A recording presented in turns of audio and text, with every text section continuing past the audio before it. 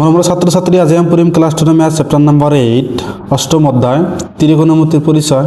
তো ষ্টুডেন্টস এইটো চেপ্টাৰৰ অনুশীলনীৰ সকলোবোৰ অংক কৰিছো। তো ষ্টুডেন্টস উদাহৰণ 1 পৰা যিমানটা উদাহৰণ আছে আমি সকলোবোৰ তোমালোকক কাম কৰি দিম। আজি আমি উদাহৰণ নম্বৰ 1 টো চাম। উদাহৰণ নম্বৰ 1 ত কি কৰি চাবা। তো ছাত্ৰ-ছাত্ৰী এইটো হল কি উদাহৰণ নম্বৰ 1। উদাহৰণ নম্বৰ 1 ত কি কৰি চাবা, যদি 10a = 4/3 তেন্তে a কোণৰ আন ত্ৰিকোণমিতি অনুপাতবোৰ উলিওৱা।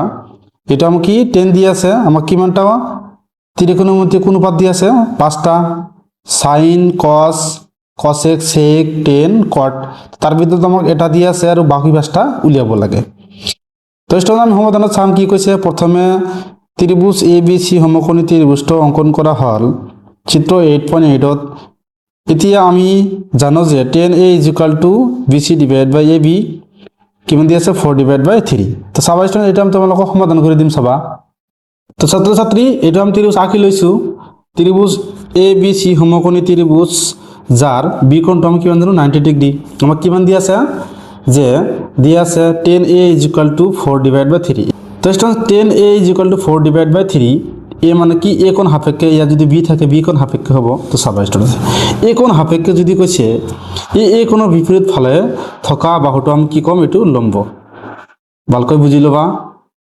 আৰু এই কোণৰ লগত থকা যেটো বাহু আছে এটা আমি কি বুলি কম, ভূমি। এটা আমি কি বুলি কম, ভূমি। আৰু এইটো ডাঙৰটোক আমি কি বুলি কম, কৰ্ণ বুলি কম। তো চাবা স্টুডেন্টস আমি 10 আমি কি জানো লম্ব বাই ভূমি, 10 আমি কি জানো লম্ব বাই ভূমি জানো। তেনেহলে আমাক কি 4/3 আছে, লম্ব কিমান দি আছে 4 আৰু ভূমি কিমান দি আছে 3। তো কৰ্ণটো আমাক দিয়া নাই, এটা প্ৰথমত উলিয়াম। এটা তুমি এনেকৈ লিখি পাৰা যে 10a = এটা আমি কি জানো BC টো আমি কি জানো লম্ব, BC / AB লিখিব পাৰা। এটা আমাক কিমান দি আছে 4/3। তোমালোকে লম্ব / ভূমি লিখিব পাৰা। তো ইয়াৰ পৰা আমাক কি উলিয়াব লাগে, sin উলিয়াব লাগে, cos উলিয়াব লাগে, cosec উলিয়াব লাগে আৰু sec উলিয়াব লাগে। তাৰপিছত আমাক cot টো উলিয়াব লাগে। এই 5টা উলিয়াব লাগে। আমাক ছটাৰ ভিতৰত এটা দি আছে আৰু বাকি 5টা উলিয়াব লাগে। সেইকাৰণে আমি কি কৰিম, প্ৰথমতে আমি এই বাহুটোৰ মাপটো উলিয়াই লম। কিহেৰে উলিয়াম, আমি সমকোণী ত্ৰিভুজৰ পৰা এটা সূত্ৰ পাইছো, পাইথাগোৰাছৰ সূত্ৰ বুলি কয় যাক, কি কৰ্ণ স্কয়াৰ = ভূমি স্কয়াৰ প্লাস লম্ব স্কয়াৰ। এটা আমি পাইছো, লিখি দিবা যে। তো ছাত্ৰ-ছাত্ৰী আমি কি লিখি লৈছো যে পাইথাগোৰাছৰ সূত্ৰৰ পৰা আমি কি জানো কৰ্ণ স্কয়াৰ = ভূমি স্কয়াৰ প্লাস লম্ব স্কয়াৰ। কৰ্ণটো আমি কি জানো চাবা, কৰ্ণ মানে আমি কি জানো AC জানো, AC লিখি দিবা। AC স্কয়ার = ভূমি আমি কিমান জানো AB জানো প্লাস লম্ব আমি কি জানো BC জানো। চাবা AB আমাক এইটো বাহুৰ মাপ কিমান দি আছে 3 সেন্টিমিটাৰ দি আছে, লিখি দিয়া 3² প্লাস BC বাহুৰ মাপ আমাক কিমান দি আছে 4 সেন্টিমিটাৰ, এটা আমি 4 স্কয়াৰ লিখি দিম। তো চাবা স্টুডেন্টস 3 স্কয়াৰ কৰিলে কিমান হ'ব 9 আৰু 4 স্কয়াৰ কৰিলে কিমান হ'ব 16। এই দুটা যোগ কৰিলে কিমান হ'ব 25। তো চাবা স্টুডেন্টস আমাক কি AC লাগে, AC স্কয়ার নালাগে। তেনেহলে কি কৰিম, এই 25 ক আমি কি লিখি পাৰো 5²। এটা আমি লিখি পাৰো স্কয়াৰ আৰু স্কয়ার তুলি দিলে কিমান থাকিব AC = 5 এটা থাকিব। তেনেহলে এই কৰ্ণটো আমি কিমান পাইছো 5। তেনেহলে বাকিবোৰ আমি উলিয়াব পাৰিম। তো চাবাইছো আমাক 10 দি আছে, আমি প্ৰথমত cot টো উলিয়াম। কিয়, কাৰণ 10 ৰ বিপৰীত আমি কি জানো cot। তো চাবা স্টুডেন্টস যেতিয়া তো চাবা স্টুডেন্টস আমি cot = কিমান জানো 1/10।